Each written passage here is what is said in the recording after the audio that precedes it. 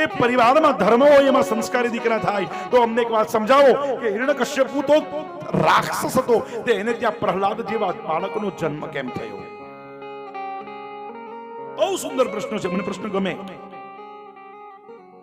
હિરણ્યકશ્યપુએ કોઈ દિવસ ભગવાનનું નામ નથી લીધું, તો આવો સંસ્કારી દીકરો કેમ જન્મ્યો? હિરણ્યકશ્યપુના મુખમાં નારાયણનું નામ એની પત્ની રાજી થઈ. ફેરવી અને 108 વાર બોલાવ્યું. કેટલી વાર? 108 વાર. 108 વાર હિરણ્યકશ્યપુ નારાયણે બોલ્યો ને એટલે એને ઘેરે પ્રહલાદ જેવા દીકરાનો જન્મ થયો. મારી માતા બહેનો યાદ રાખજો સાહેબ.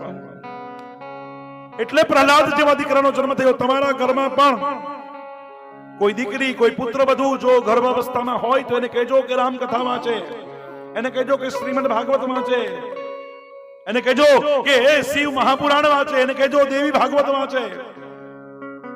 તો મારા રામ અને કૃષ્ણ જેવા અને મા જગદંબા જેવી દીકરીનો જન્મ થશે. મારી માતા. હવે તો મોબાઈલ માંથી ટાઈમ નથી મળતો. એની માતા પિતાએ રામકથા વાંચી હોય ને એને ત્યાં ભરત અને રામ જેવા બાળકનો જન્મ થાય. મારી માતા.